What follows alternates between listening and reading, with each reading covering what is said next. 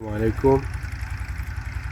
আমি পরিবেশ অধিদপ্তরের দৃষ্টি আকর্ষণ করছি, প্রশাসনের দৃষ্টি আকর্ষণ করছি, অন্তর্বর্তীকালীন সরকার ডক্টর ইউনূসের সরকারের দৃষ্টি আকর্ষণ করছি। এটা ব্রিফিলটা কুমিল্লা দক্ষিণ জেলা, লালমাই উপজেলা, 4 নং বুলুন দক্ষিণ ইউনিয়ন, একদম গ্রামের ভিতরে, বাড়ির ভিতরে।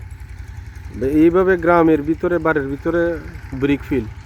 এই দেখেন, এই বাড়ি, এটা বাড়ি, এভাবে একবারে বাড়ির ভিতরে, গ্রামের ভিতরে এভাবে ব্রিকফিল কতটুকু পরিবেশ সম্মত এটা আপনাদের বিবেচনায় দিলাম। এখানে একটা ব্রিকফিলের কারণে 5টা গ্রামের মানুষ, পশু পাখি, তরুলতা, গাছপালা, কৃষি জমি হুমকির মুখে। বাংলাদেশে কোনো সচেতন মানুষ আছে কি না, আমার মানে এটা নিয়ে চিন্তা করতে আমার আশ্চর্য লাগে। এটা নিয়ে কোনো ব্যবস্থা পরিবেশ অধিদপ্তরের বরাবর অনেকবার আমি ভিডিও আপলোড করছি, ভিডিও দিছি ফেসবুকে, কিন্তু কোনো সারা শব্দ নাই। মাঝে মাঝে মানুষের কাছে শুনি, তবে আমি নিজের চোখে দেখি নাই।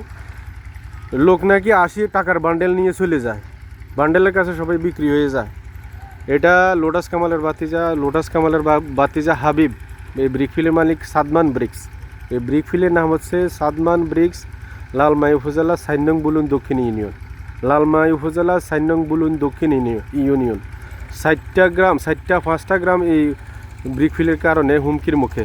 এই মাটিগুলা কৃষি জমির মাটি কেটে দালাল মারফত এই কৃষি জমির মাটি কেটে ইটগুলা বানানো হয়। এই আশেপাশে অনেক জমি নষ্ট করে মানে তারা এই মাটিগুলা নিয়ে আসে, এগুলা দিয়ে ইট বানায় একদম গ্রামের ভিতরে, একদম বাড়ি, এই যে বাড়ি, এটা বাড়ি, একদম বাড়ির সাথে গ্রামের ভিতরে এইভাবে ব্রিকফিল কীভাবে হয়? বাংলাদেশে কি সরকার আছে? বাংলাদেশের কি সরকার আছে? পরিবেশ অধিদপ্তরের কাজ কি মানে শুধু বান্ডেল কামানো কাজ না, তাদের অন্য কোনো কাজ আছে? আমি প্রশাসনের দৃষ্টি আকর্ষণ করছি, এমনকি অন্তর্বর্তীকালীন সরকারের দৃষ্টি আকর্ষণ করছি। আপনার বিষয়টা দেখবেন অবশ্যই। আসসালামু আলাইকুম রহমতুল্লাহি ওয়া বারাকাতুহু।